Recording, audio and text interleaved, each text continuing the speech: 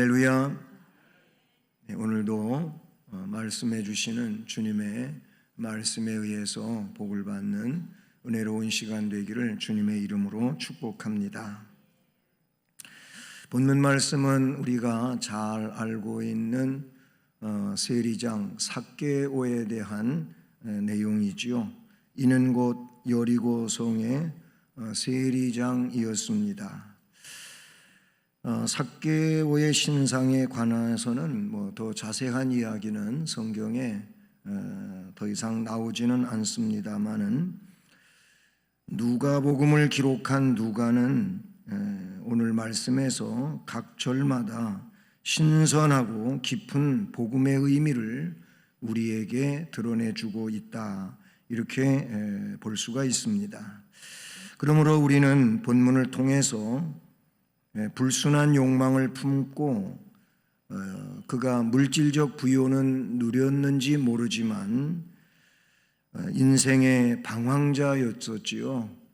방황자였던 이 세리장 삭개오를 그리스도께서 만나 주심으로써 그의 인생이 반전되어서 하나님 은혜 안에서 복된 삶을 살아가는 이 내용에 대하여 우리는 본문에서 깨닫는 것처럼 과연 이 시대 가운데서 예수 안에서 우리 또한 주님과의 깊은 영적 교제를 누리면서 복 있는 삶을 살아가는 은혜자로 세워지기를 주님의 이름으로 축복합니다. 먼저는 이 삭개오는 인생을 잘못 살았었습니다. 잘못 살았던 삭개오라는 겁니다. 왜 그러냐면 그가 인생의 목적을 물질에 넘어 크게 두고 있었다는 것이죠.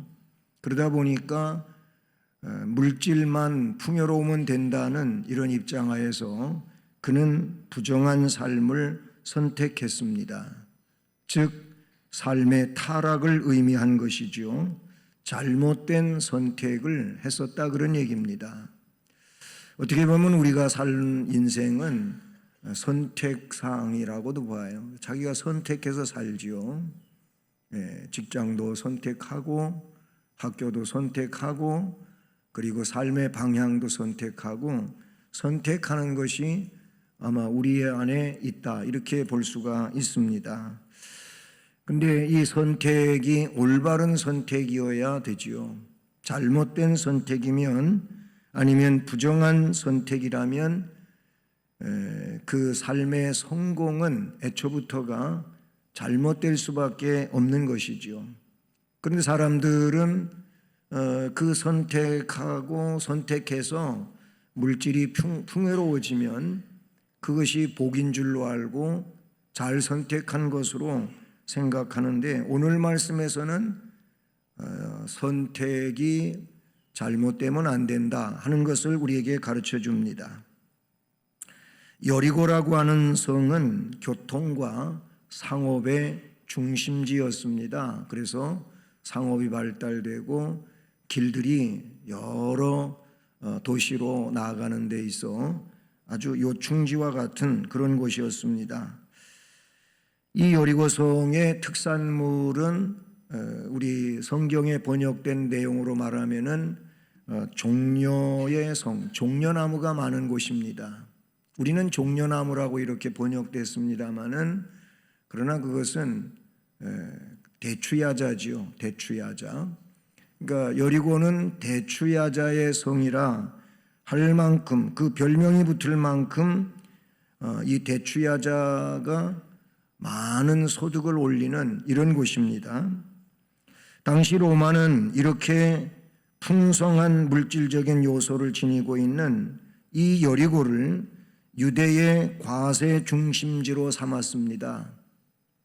그러니까 여리고가 유대 땅 어느 곳보다도 세금을 많이 거둬들일 수 있는 그런 지역이었었다라는 내용이지요.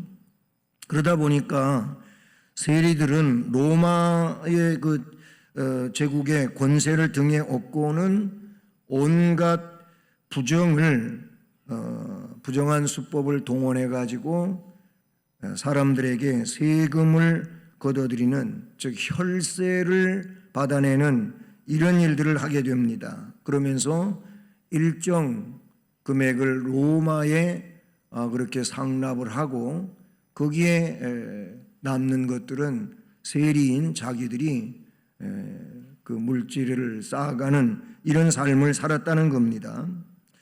그러니 당시 로마 정부의 세무하청업에 종사하는 사람들은 동족들로부터 안 좋은 그런 칭호를 받아요. 뭐 매국노라든지 배교자라든지 반역자라든지 동족의 피를 빨아먹는 사람들이라든지 이런 낙인 찍힌 대상이 되지요.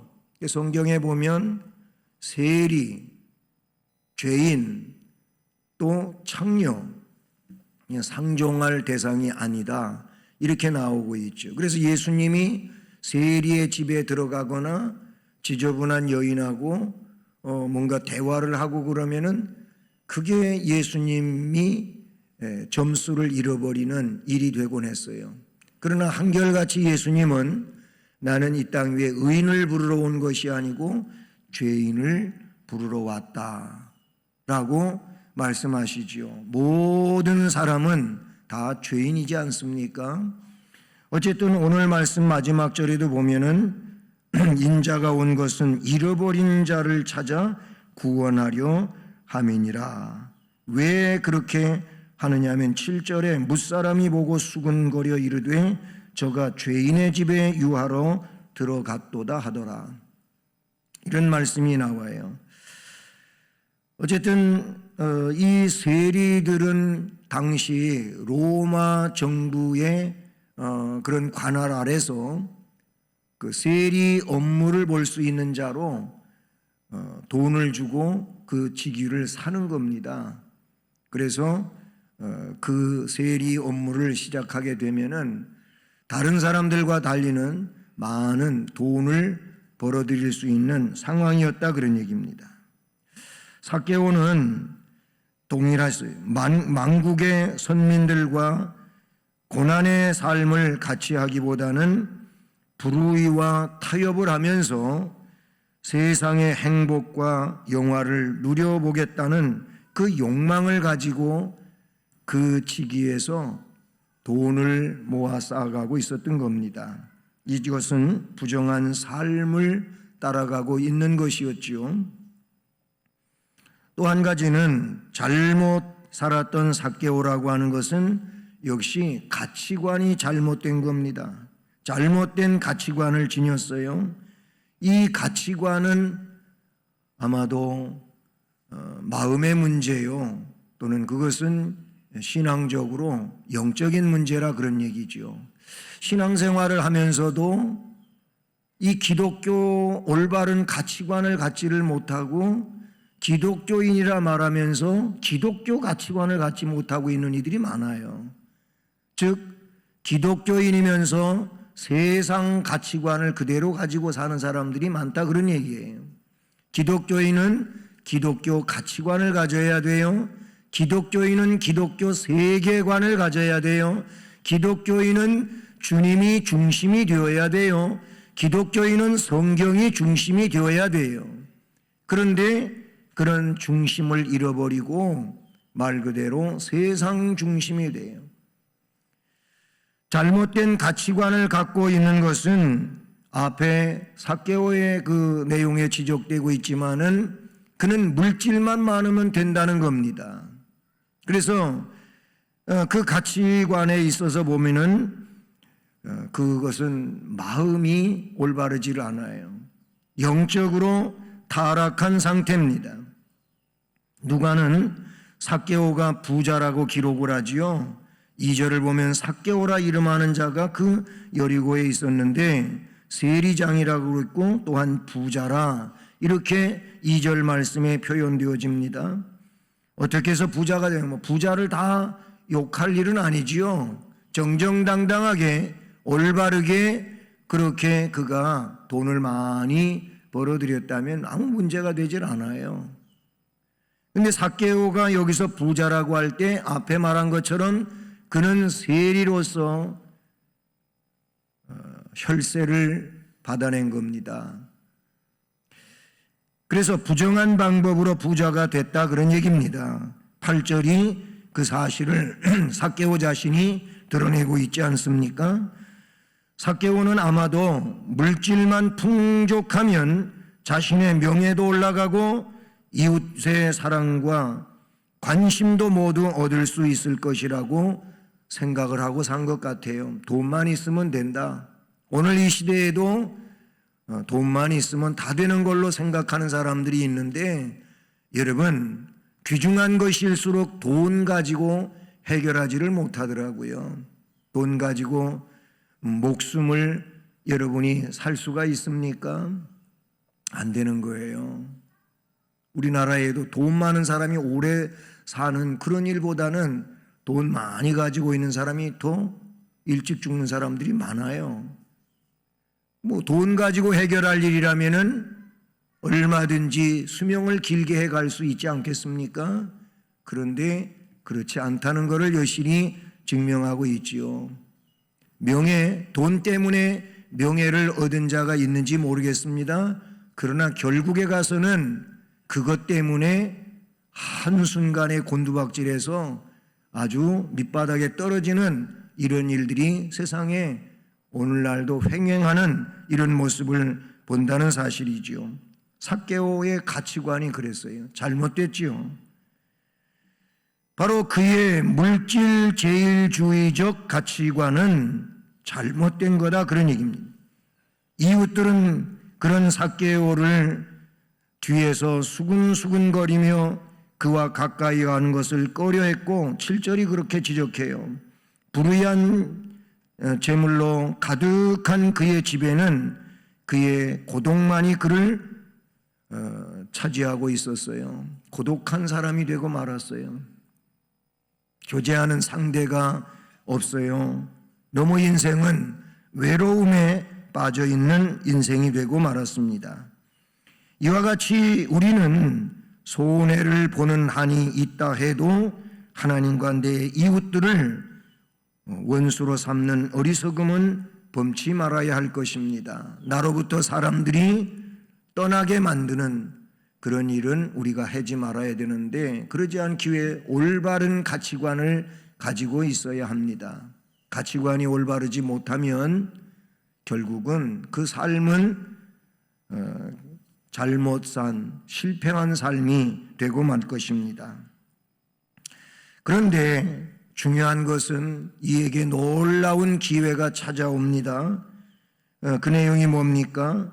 참된 인생의 눈을 뜨게 되는 삭개오인데 예수님과 관계되는 것입니다. 주님을 필요로 하는 인생이 되었습니다. 말씀 2절 3절을 보면 그가 즉 삭개오가 예수께서 어떠한 사람인가 하여 보고자 하되 키가 작고 사람이 많아 할 수가 없어서 앞으로 달려가서 보기 위하여 돌 무화과 나무에 올라가니 라는 말씀이 기록되고 있습니다. 죄인 삭개오가 처음으로 선한 것에 관해서 호기심을 품고 주님께로 나왔습니다. 이것은 삭개오가 일생을 살아오면서 처음으로 잘한 일 중에 잘한 일입니다. 예수님을 보고 싶어하고 그리고 볼 수 없으니 보기 위하여 달려가서 즉 장애물을 극복하고 뽕나무 위, 즉 돌 모아가 나무 위로 올라갔다고 하는 이 내용이 이게 그에게 있어 지금까지도 해보지 않은 일이고, 그리고 주님을 보기 위하여 그가 결단했던 일이었지요. 앞으로 달려가서 라고 합니다. 보기 위하여 라고 합니다. 돌 무화과 나무에 올라갔다고 합니다. 결국은 예수님을 가까이에서 좀 한번 보고 싶다 이거예요. 그가 이렇게 한 행위에 결과 목적은 예수님을 가까이에서 좀 보고 싶다. 여러분, 이 관심이 삭개오를 바꿔놓게 됩니다. 우리가 신앙생활할 때 정말 이런 분들이 없지 않아 있지요. 내가 예수님을 깊이 만나봐야 되겠다. 이런 분들이 있습니다. 그러나 또 반면에 신앙생활은 하지만은 예수님 만나는 일을 별로 그렇게 크게 생각을 안 하는 거예요. 그냥 교회만 왔다 갔다 그러는 거지요. 안타까운 시간들이 흘러가는 것이지요. 예수님을 만나야 달라집니다. 예수님을 깊이 만나야 신령한 복을 받을 수가 있습니다. 여러분, 주님을 필요로 하는 인생이 되어야 할 줄로 믿습니다. 삭개오는 지금까지 돈만 필요했어요. 돈만 있으면 된다고 생각했어요. 부자만 되면 아쉬울 게 없다고 생각을 했는데 그렇게 되고 나 보니까 자기 주변에 친구가 없어요. 외로운 인생이 되고 말았었다는 겁니다. 그래서 인생이 이게 아니구나 하면서 소망의 주님을 가까이서 보기를 원하였던 것입니다. 그런데 지적되고 있는 것처럼 그는 키가 작았습니다. 보통 사람보다 키가 작은 이런 사람이었겠지요. 근데 이미 벌써 예수님 주변에 지금 예수님이 걸어가면서 하나님 나라에 대하여 말씀하고 이렇게 걸어가십니다. 그러면 사람들도 그 예수님을 옹위해 가지고 걸어가면서 예수님 말씀하시는 것을 듣는 겁니다. 벌써 예수님은 무리에 둘러싸여 있고 그래서 키 작은 삭개오는 그 가까이 갔지만 사람들 때문에 예수님을 볼 수 없었다는 것이지요. 그래서 할 수 없어 앞으로 달려가서 보기 위하여 돌 무화과 나무에 올라가니 이는 예수께서 그리로 지나가시게 되밀어라. 예수님이 오시는 방향을 미리 잡고 이리로 오실 것이다 하고 무화과 나무에 올라갔다는 겁니다. 이 내용은 짧은 문장이지만 우리가 뭘 어떻게 해야 할지를 우리에게 알려주시는 내용이 되는 줄로 믿습니다. 그렇습니다. 세리장이라고 하는 이 체면도 다 떼버리고 달려가서 돌 무화과 나무에 올라간 것입니다.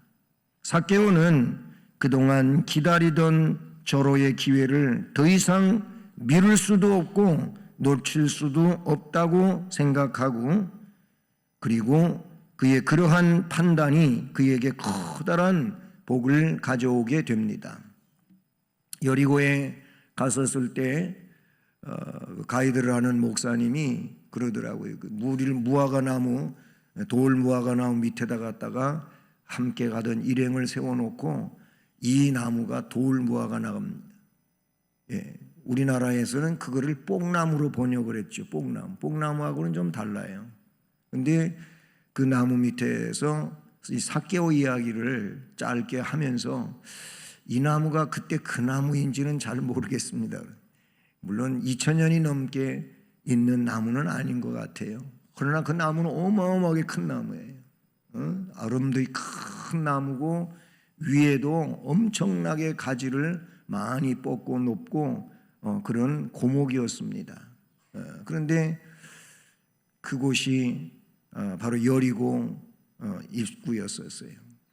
그리고 여리고 성벽 무너져 내린 거 그거를 그곳에서 볼 수가 있고 그리고 예수님 시험 당했던 사탄으로부터 시험 받으셨던 그 시험산을 거기에서 케이블카 타고 이렇게 올라가게 되어 있습니다. 어쨌든 이 돌 무화과 나무에 올라갑니다. 그래서 우리 어른 찬송가에는 그런 찬송이 없지만은 어린이 찬송가에는 그런 게 있어요. 뽕나무와 관계된 찬송가들이 있어요. 그 삭개오한테 뽕나무에 올라가 있는 삭개오한테 내려와요, 내려와요. 그래서 삭개오는 불이 나게 내려왔어요. 이런 가사말로 쓰여진 찬송가가 있어요.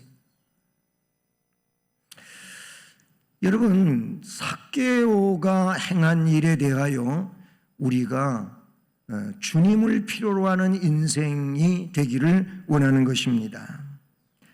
그렇게 되므로 그에게 반전이 일어나게 되는데, 삭개오의 그런 행위를 보시면서 예수님은 5절에 뭐라고 말씀하십니까? 예수께서 그곳에 이르사 쳐다보시고 이르시되 삭개오야 속히 내려오라. 내가 오늘 네 집에 유하여야 하겠다. 깜짝 놀랄 일이 생기는 겁니다. 삭개오는 그냥 예수님 얼굴만 가까이에서 봐도 자기는 위안이 될 것 같고 뭔가 좋은 일이 생길 것 같아서 그렇게 했는데, 그 예수님이 자기 집에 오시겠다는 거예요. 너의 집에 함께 가자는 겁니다. 이런 얘기를 했을 때 얼마나 삭개오는 깜짝 놀랐겠습니까? 여러분, 삭개오가 받은 주님의 은총을 우리는 잊지 말아야 할 것입니다. 먼저는 주님의 관심의 대상이 되어버리고 말았어요. 여러분, 우리가 주님께 관심을 두는 것도 중요한데 주님이 나한테 관심을 기울인다고 하는 것은 더더욱 중요한 것인 줄로 믿습니다. 그러면 역으로 생각해 볼 때 주님께, 오늘 말씀에 앞에서 이야기한 것처럼 주님께 관심을 끄는 이런 삭개오가 된 거예요. 다른 사람 다 그런 일 하지 않지만은 삭개오가 어른으로서, 돈 많은 부자로서 이런 일을 한다는 것은 사실 쉽지 않은 일입니다. 예수님은 이 삭개오에게 관심을 기울입니다. 삭개오가 예수님이 지나가실 방향을 잡고 그 돌무화과 나무로 올라가는 일도 잘했겠지만은, 그러나 예수님은 그거를 의식하시면서 삭개오가 그 있는 나무 밑으로 오신 겁니다. 주님께서 어째 삭개오의 이름을 아셨을까요? 그것은 하나님이시기 때문에 그렇게 알고 부르신 줄로 믿습니다. 삭개오를 언제 봤어요? 주님이 저 사람이 삭개오라고 누가 가르쳐 주었어요? 그런 일도 없어요. 그런데 삭개오라고 그의 이름을 부르면서 말씀하십니다. 여러분, 주님이 속히 내려오라고 하신 이 말씀은 그에 대한 주님의 특별한 관심을 나타내주고 있다는 것이지요. 주님을 보고자 한 삭개오의 이 열망이 군중 속에 쌓여 지나가시던 주님의 관심을 끌게 한 것입니다. 삭개오야 속히 내려오라. 주님은 그렇게 삭개오를 향하여 그의 이름을 직접 거명하면서 말씀을 하고 있습니다. 주님은 초월에 계신 하나님이시기 때문에 모르시는 것이 없으신 분이시죠. 주님으로부터 호명을 받은 삭개오는 기대밖의 은총이었음에 틀림이 없었을 것이고, 속히 내려오라고 하셨을 때 그는 감격하지 않을 수 없었을 것입니다. 하나님께 대한 열망은 하나님의 관심을 내게로 이끌어오는 능력을 가지고 있다는 사실을 우리는 기억해야 할 것입니다. 이 주님의 관심의 대상이 된다고 하는 것은 주님과의 관계가 회복이 된다는 것입니다. 이 점이 귀한 일이 아닐 수가 없지요. 또한 삭개오가 주님으로부터 받은 은총은 주님을 영접할 수 있게 되었다는 것이지요. 주님을 모시고 사는 삶이야말로 복 있는 삶이 될 줄로 믿습니다. 삭개오에게 삭개오야 속히 내려와라. 내가 오늘 내 집에 유하여야 하겠다 하시니 급히 내려와 즐거워하며 영접하거늘 라고 말합니다. 주님은 삭개오에게 그의 집에서 유하시겠다고 하는 말씀을 하시며 삭개오는 즉시 주님을 자기 집으로 즐거움 가운데 영접합니다. 주님을 영접한다고 하는 것은 부담이 아니지요. 축복이며 은총이 되는 줄로 믿습니다. 예수님과 잠시 동안이라도 동거한다는 것은 이 세상에서 얼마 안 되는 특별한 사람들만이 받은 특별한 은혜라고 볼 수가 있는 것이지요. 삭개오는 그가 주님을 사모하는 마음이 이런 놀라운 은혜를 가져올 것이라고 하는 것을 미처 몰랐을 것이며 그가 기대했던 것 이상의 축복에 몸둘 바를 몰랐을 것입니다. 주님을 만난 삭개오는 그 자리에서 진실한 회개를 하며 앞으로 헌신의 삶을 각오하는 것을 나타냅니다. 여러분, 회개는 삶의 회개여야 할 것입니다. 삶의 회개라고 하는 것은 행동으로 나타내는 것이며 그리고 그것이 물질적으로도 나타내는 것이라고 삭개오를 통하여 말합니다. 주여 보시옵소서. 내 소유의 절반을 가난한 자들에게 주겠사오며 만일 네 것을 속여 빼앗은 일이 있으면 네 갑절이나 갚겠나이다 라고 말합니다. 주님을 자기 집에 영접한 삭개오가 주님 앞에서 고백한 말이 된 것이지요. 그러니 삭개오는 회개부터 한 겁니다. 주님을 만나고 그 주님 앞에 지난날 잘못 살아온 것에 대하여 회개부터 했다는 것입니다. 재산의 절반을 가난한 자들에게 나누어 준다는 것입니다. 그리고 사람들에게 속여서 빼앗은 것 4배로 보상하겠다는 것입니다. 인간은 생명 앞에서 죄를 토해내게 돼 있는 줄로 믿습니다. 생명의 빛이 들어가면 죄는 쫓겨난 것이 영적인 법칙이 되는 것이죠. 내 안에 생명이 들어오면, 내 안에 주님이 임재하시면 그 심령은 주 앞에 죄를 토해내게 되어 있다는 것이지요.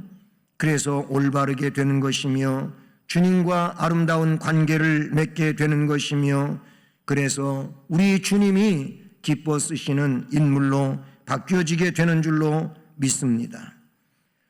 이와 같은 고백을 한 삭개오에게 주님은 말씀하십니다. 뭐라고 말씀하십니까? 오늘 구원이 이 집에 이르렀으니 이 사람도 아브라함의 자손이미로다. 아멘.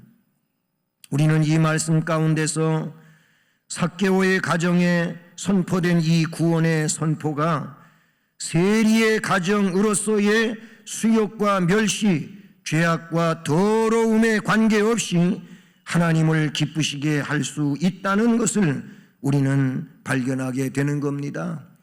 이 사람이 세리다, 이 사람이 죄인이다, 이 사람은 정말로 쓸데없는 사람이다, 그런 평판과는 달리 그런 사람일지라도 주님 앞에 진실한 회개를 하면 주님은 그 즉시 이 사람이 하늘 백성이라고 가르쳐 주신다는 것이지요. 여러분, 이게 주님이 우리와 다른 점인 겁니다. 사람들은 그 사람에 대한 인식이 선입관이 잘못되면은 도대체 바꾸려고를 안 해요.